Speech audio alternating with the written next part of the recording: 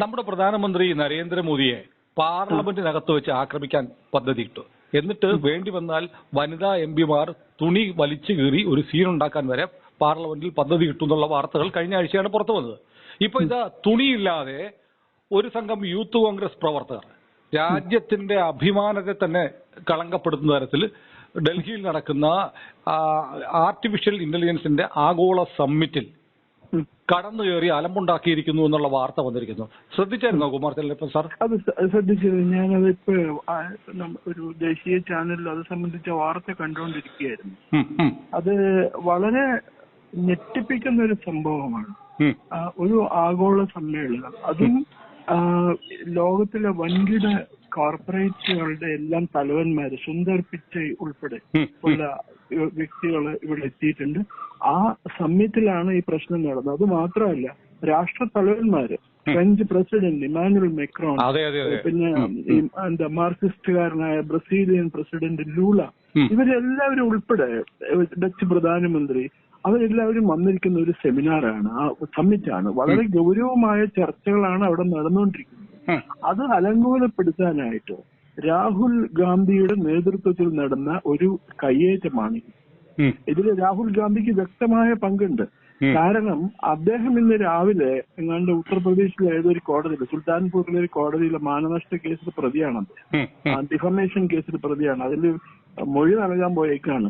പോയ പോക്കിന് ഇവിടെ ഉള്ളവരെയൊക്കെ അറേഞ്ച് ചെയ്തു, നിങ്ങൾ അവിടെ പോയിട്ട് ആ ഭാരത് മണ്ഡപത്തിൽ പോയിട്ട് ആർട്ടിഫിഷ്യൽ ഇന്റലിജൻസ് പറ്റി കലക്കണോട്ടോ. ഇന്നലെ തൊട്ട് അയാൾ പറഞ്ഞുകൊണ്ട് നടക്കുന്നുണ്ട് ഈ സമയത്ത് വെറും തട്ടിപ്പാണെന്ന്. അതിന് പകരം അവരുടെ പാർട്ടി നേതാവായ ശശി തരൂർ പറഞ്ഞു അങ്ങനെയൊന്നും പറയരുത്, കാരണം ഇതൊരു വളരെ അഭിമാനകരമായ ഒരു സംഭവമാണ് ഇന്ത്യയിൽ നടക്കുന്നത്. അല്ലറ ചില്ലറ തെറ്റുകളായതെങ്കിലും സ്റ്റാളുകളിൽ നിന്നുണ്ടെങ്കിൽ തന്നെ അതൊക്കെ ഓവർബ്ലോ ചെയ്യരുത്. ഇത് ഇന്ത്യയുടെ പ്രസ്റ്റീജിന്റെ പ്രശ്നമാണ് എന്ന് പറയുന്നു. ലോകത്തുള്ള എല്ലാ യൂറോപ്പിലും 25 രാജ്യങ്ങളാണ് ഈ സമ്മിറ്റിൽ പങ്കെടുക്കുന്നത്. ഇത് ആദ്യമായിട്ടാണ് ഇങ്ങനൊരു സമ്മിറ്റിൽ യൂറോപ്പിൽ 25 രാജ്യങ്ങൾ ഒരുമിച്ച് പങ്കെടുക്കുന്നത്. അവരെല്ലാവരും വന്നിരിക്കുന്നത് ഇന്ത്യയുടെ സാങ്കേതിക കഴിവിൽ വളരെയധികം കോൺഫിഡൻസ്, ആത്മവിശ്വാസം ഉള്ളത് കൊണ്ടാണ് അവർ വന്നിരിക്കുന്നത്. അത് മാത്രമല്ല സാർ, ഈ അമേരിക്കയും ചൈനയും ഈ ആർട്ടിഫിഷ്യൽ ഇന്റലിജൻസ് രംഗത്ത് ഉണ്ടാക്കുന്ന ഒരു വലിയ ഹൈപ്പ് ഉണ്ടല്ലോ, കുതിച്ചുകയറ്റം, അതൊരു ബദൽ കൂടിയല്ലേ ഇത്? അതെ, തീർച്ചയായിട്ടും. അത് അവർ പ്രത്യേകിച്ച് പറയുകയും ചെയ്തു.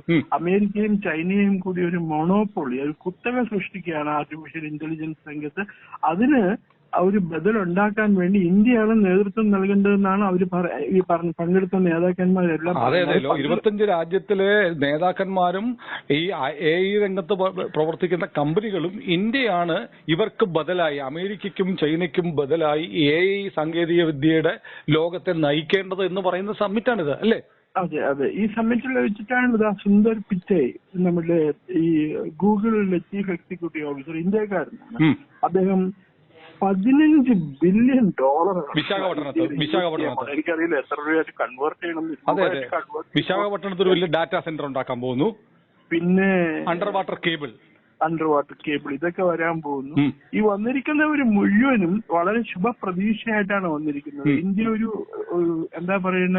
ഇന്ത്യ ഒരു വൻ ശക്തിയായിട്ട് മുന്നേറും, നമ്മൾ ഇന്ത്യയുടെ കൂടെ നിൽക്കണം, ഇന്ത്യയുടെ കൂടെ നിന്നാൽ നമുക്കും ഉയർന്നു വരാൻ സാധിക്കും എന്നുള്ള പ്രതീക്ഷയോട് കൂടിയാണ് എല്ലാവരും വന്നിരിക്കുന്നത്. ഇപ്പോ മുകേഷ് അംബാനി തന്നെ, അദ്ദേഹത്തിന്റെ കമ്പനി $110 ബില്യൺ ഈ മേഖലയിൽ ഇൻവെസ്റ്റ് ചെയ്യാൻ പോകുന്ന. സാർ, അതിനകത്ത് ഈ വികസനവും നിക്ഷേപവും ഒക്കെ അവിടെ നിൽക്കട്ടെ, അത് വലിയ രാജ്യത്തിന് വലിയ മാറ്റമുണ്ടാക്കുന്നതാണ്, ഒരുപാട് തൊഴിലവസരങ്ങൾ ഉണ്ടാക്കാൻ പോകുന്നതാണ്, ശരി തന്നെ. പക്ഷേ ഈ ലോകത്തെമ്പാടുമുള്ള 25 രാജ്യങ്ങളുടെ തലവന്മാർ ഉൾപ്പെടെയുള്ള ആളുകൾ വരുന്ന ഈ യോഗത്തിലേക്ക് ഒരു സംഘം ഗൂണ്ടകളെ കടത്തിവിടുക, അവര് തുണി ഉരിഞ്ഞ് അടിവസ്ത്രം മാത്രം ധരിച്ച് അവിടെ വെച്ച് ബഹളം വെക്കുക എന്നൊക്കെ പറയുന്നത് ഇന്ത്യ എന്നുള്ള രാജ്യത്തിന്റെ അന്തസ്സിനെ ലോകത്തിന് മുന്നിൽ ചെറുതാക്കി കാണിക്കില്ലേ? സുനിൽ, ഇന്ത്യയോട് സ്നേഹമുള്ള ഒരു മനുഷ്യരും ഇന്ത്യയോട് ബഹുമാനവും ആദരവും ഉള്ള ഒരു മനുഷ്യരും സ്വന്തം മാതൃരാജ്യത്തോട് ആദരവും ബഹുമാനവുമുള്ള ഒരു മനുഷ്യനും ചെയ്യാത്ത പണിയാണ് ഇവരിപ്പോ കാട്ടിക്കൂട്ടിയിരിക്കുന്നത്. വളരെ ജുഗുപ്സാവഹം എന്ന് വേണേൽ പറയാം, അതല്ലെങ്കിൽ അപലപനീയമാണ് എന്ന് പറയാം. ഇതിനകത്ത് ഡിസ്പീക്കബിൾ ആക്ട് ആണ് ഇതിന് പ്രധാന കാരണമുണ്ട്. ഈ രാഹുൽ ഗാന്ധി എന്ന് പറയുന്ന കോൺഗ്രസ് നേതാവിന് മാനസിക നില തെറ്റിയിരിക്കും. തനിക്ക് ഒരിക്കലും ഇന്ത്യൻ പ്രധാനമന്ത്രി ആവാൻ കഴിയില്ല എന്ന് അദ്ദേഹത്തിന് മനസ്സിലായി. അപ്പോ ശ്രീലങ്കയിലും ബംഗ്ലാദേശിലും ഒക്കെ നടന്നതുപോലെയുള്ള ഒരു പ്രക്ഷോഭം വഴി ആ കലാപം അങ്ങനെ സൃഷ്ടിച്ച് അങ്ങനെ ഈ ഗവൺമെന്റിനെ അട്ടിമറിച്ചിടാനായിട്ടുള്ള ശ്രമമാണ് കേന്ദ്ര ഗവൺമെന്റ് രാഹുൽ ഗാന്ധിയെ ഒന്നിലേതെങ്കിലും മാനസിക ആരോഗ്യ കേന്ദ്രത്തിൽ പ്രവേശിപ്പിക്കണം, എന്നിട്ട് വല്ല ഈ ഐസൊലേഷൻ വാർഡിൽ ഞാനും ഇട്ട് ചികിത്സിക്കുകയാണ് വേണ്ടത് ശരിക്കും. അതല്ലെങ്കിൽ അയാൾക്കെതിരെ പോലീസ് കേസ് എടുക്കണം. അല്ല, ഇയാൾ പലതവണ ചോദിച്ചല്ലോ ഇവിടുത്തെ യുവാക്കളും വിദ്യാർത്ഥികളും എന്താണ് തെരുവിൽ ഇറങ്ങാത്തതെന്ന്.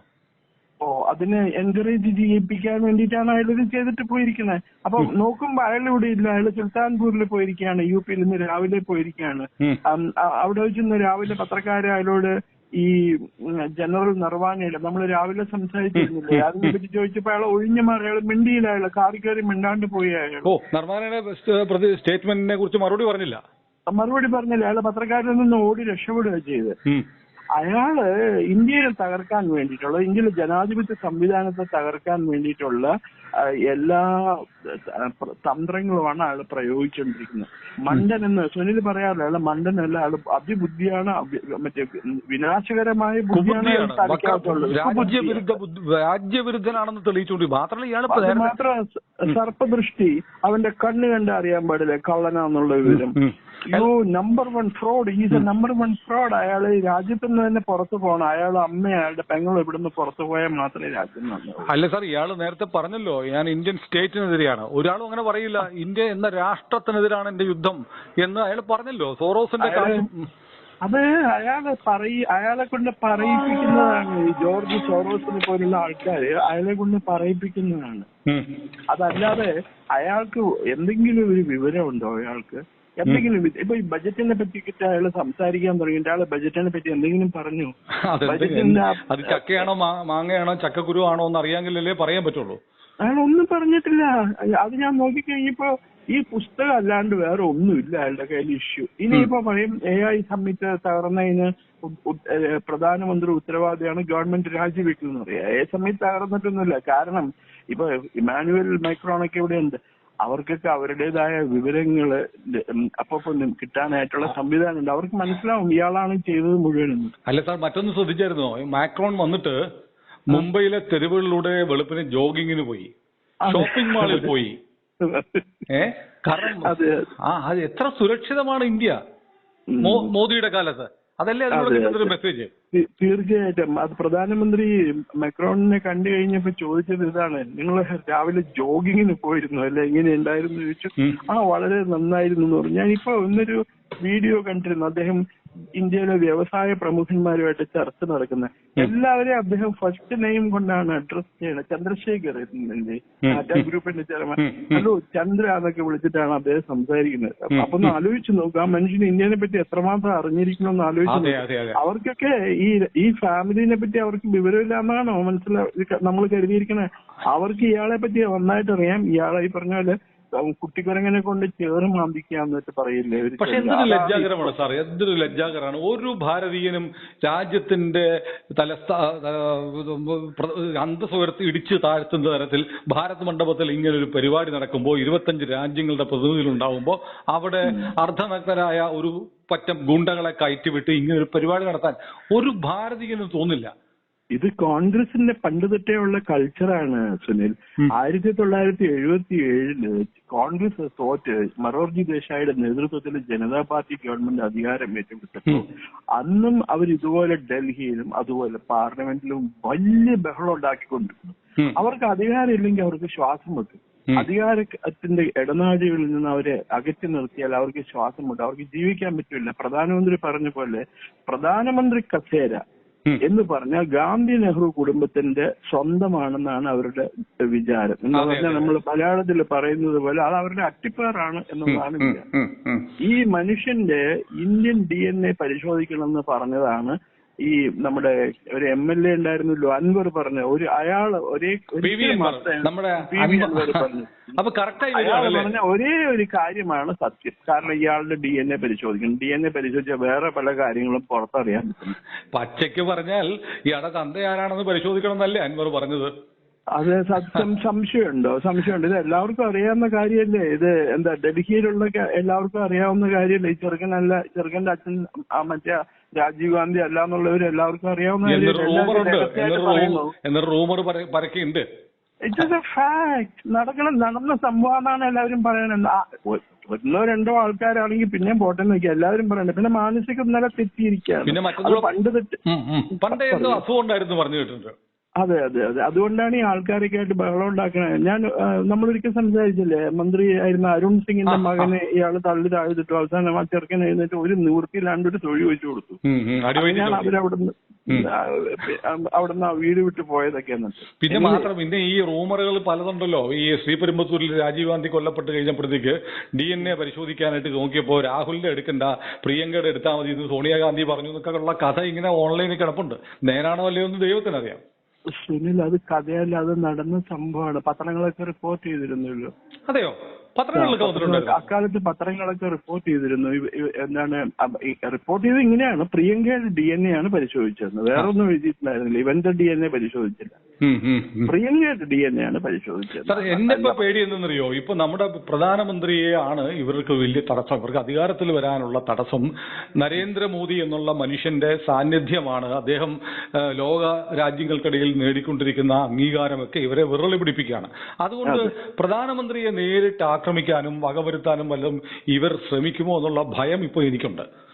അതിന്റെ തുടക്കമല്ലേ ആ ലോക്സഭയിലെ കുറെ വനിതാ MP-മാർ ചേർന്ന് അതിനകത്ത് എതുക്കും തുനിന്തവൾ എന്ന് പറയുന്ന ഒരു സ്ത്രീ ഉണ്ട് തമിഴ്നാട്ടിൽ. അവരാണ് ഇതിന് നേതൃത്വം കൊടുത്തത്. എതുക്കും തുനിന്തവൾ എന്ന് പറഞ്ഞാൽ എന്തിനും തയ്യാറായിട്ടുള്ളവൾ എന്ന് പറയുന്ന ഒരു MP ഉണ്ട്.